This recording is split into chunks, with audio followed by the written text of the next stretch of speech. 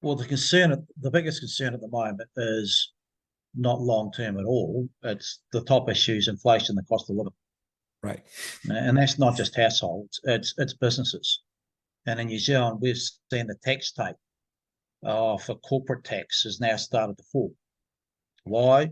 Because firms are being throttled like households from the cost line. The revenue line looks okay, but costs are explosive and they're denting the bottom line. Now, so suddenly corporate tax is falling 10% below where it was a year ago. And when company tax falls down, it's a pretty strong sign that firms are making less money or firms are making negative money. So then the cost cutting starts, and then you move into that next stage of the cycle. Beyond that, firms are looking at a whole lot of things.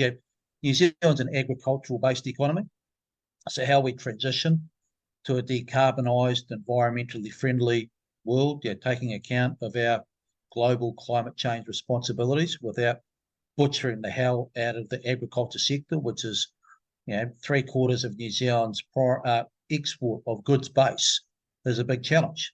And New Zealand's very efficient in regard to how we produce food, but we still are a net emitter within the agriculture sector.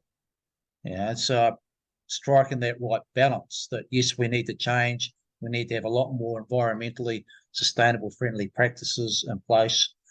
We're going to get there, but you don't want to bludgeon the hell out of your key export sector along the way. And export of goods in New Zealand for the past 5 years has been flat. So we're already starting to see that coming through the real numbers, which is one of the reasons our current account deficit has blown out to 8.5% of GDP.